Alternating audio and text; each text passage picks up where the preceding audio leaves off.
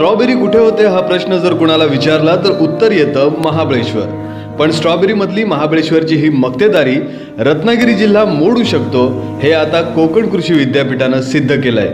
Mini Mahabaleshwar म्हणून ओळखल्या जाणाऱ्या दापोलीत स्ट्रॉबेरीची रसरशीत पिकं आता डोलू लागली आहे।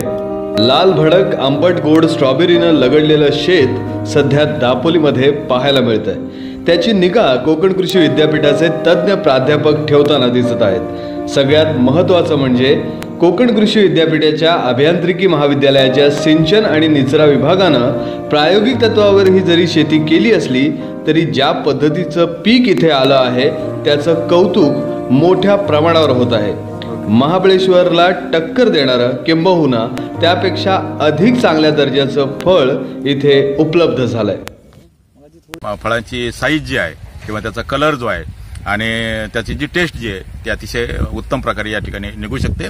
आणि आज जर आपण बघितलं महाबळेश्वर आणि पाचगणीला तर ह्या फळांचा रेट जो आहे तो 250-300 रुपये, कारण महाबळेश्वर पाचगणीला सुद्धा अजून या प्रतीचे किंवा इतके फळं उपलब्ध नाहीत।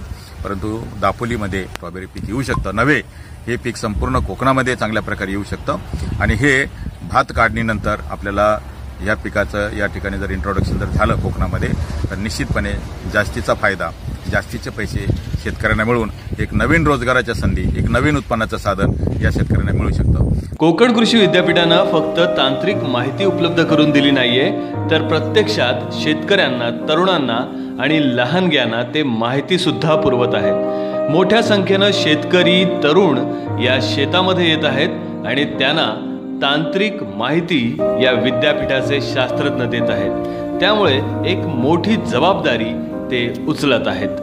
या प्रक्षेत्रावर बरेच शेतकरी कोकणामधून किंवा कोकणाच्या बाहेरील प्रदेशातून सर्व शेतकरी या ठिकाणी भेटी देतात। त्या शेतकऱ्यांना आम्ही टेक्निकल गायडन्स, त्या पिकांसाठी लागणारं हवामान, त्याची लागवड, त्याचं 2 पिकातील अंतर याबद्दल पूर्ण माहिती देतो।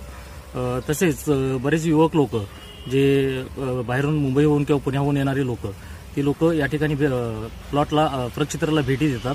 त्यांना हे लाईव्ह पीक समोरासमोर बघायला मिळतं। त्यामुळं त्यांच्यामध्ये जी परत स्वतः लागवड करण्याची उर्मी जागृत होते। तसेच बऱ्याच शाळांच्या सहली या ठिकाणी येतात आणि त्या सहलीमार्फत विद्यार्थ्यांना तसेच नवीन पिढीला या स्ट्रॉबेरीबद्दल, त्याची लागवडी पद्धत, त्याचं उत्पन्न याबद्दल खूप माहिती मिळते आणि सातत्याने आम्ही लोकांपर्यंत ही टेक्नॉलॉजी पोहोचवण्याचा प्रयत्न करत आहोत। स्ट्रॉबेरी पिकाबरोबरच कलिंगडाचं पीक सुद्धा इथे घेतलं गेलंय। कलिंगडाच्या माध्यमातून सुद्धा शेतकरी मोठ्या प्रमाणावर उत्पन्न मिळवू शकतात आणि त्यासाठी तांत्रिक गोष्टी काय आहेत, त्यासाठी कोणती काळजी घेतली पाहिजे या सगळ्याबद्दलची माहिती ते शेतकऱ्यांना पुरवत आहेत। कोकणामध्ये कलिंगडाच्या शेतीला पोषक वातावरण आहे। शेतकऱ्यांनी मोठ्या प्रमाणावर कलिंगड शेतीकडे वळलं पाहिजे असं सुद्धा या तज्ज्ञांचं म्हणणं आहे। त्यासाठी जे काही सहकार्य लागेल ते द्यायला तयार आहेत। याच्यामध्ये प्रामुख्याने सांगायची गोष्ट म्हणजे अशी आहे की आपल्याला एका वेलीला कमीत कमी 3 ते 4 फळे येऊ द्यावेत अशी व्यवस्था, असं टेक्निक आपण डेव्हलप केलेलं आहे आणि त्या झाडाला दिलेलं आहे। आणि दुसरं महत्त्वाचं म्हणजे जर आपल्याला चांगल्या प्रकारचा गर, सगळ्या बाजूने पिकलेलं फळ जर खायचं असेल तर ते कलिंगडाचं फळ जे आहे ते उभं वाढायला पाहिजे आणि ते उभं वाढतंय। आणि साधारणतः 3 ते 4 फळं आल्यानंतर प्रत्येक फळाचं जे वजन जे आहे ते 12 ते 15 किलो यावं असं यील्ड टार्गेटेड टेक्निक जे आहे ते पण आपण या ठिकाणी दिलेलं आहे। आपण बघू शकता की हे सगळे फळं जे आहेत आजच, म्हणजे अजून त्याला काढणीला वेळ आहे, परंतु आजच 10, 11 किंवा काही फळं 12 किलोचे आहेत आणि निश्चितपणे ते 12 ते 15 किलोच्या दरम्यान येतील। आणि याची पुन्हा याची काढणीची तारीख जी आहे हे आपण ज्यावेळेस सीड जमिनीत ठेवतो त्याच वेळेस आपण ते फिक्स करतो की सर्वसाधारणपणे 75 किंवा 76व्या दिवशी ते काढायला यावेत आणि बरोबर 76व्या दिवशी आम्ही ही फळं काढणार आहोत। भोपळी मिरची सुद्धा कोकणामध्ये चांगल्या दर्जाची होऊ शकते हे इथल्या विद्यापीठाने दाखवून दिलंय।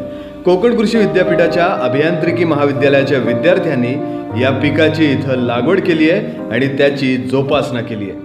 कोकण कृषी विद्यापीठाच्या प्राध्यापकांनी चालवलेली ही मोहीम अखंडपणे सुरू राहो अशीच सगळ्यांची इच्छा आहे। शमशाद खान, माय कोकण, दापोली।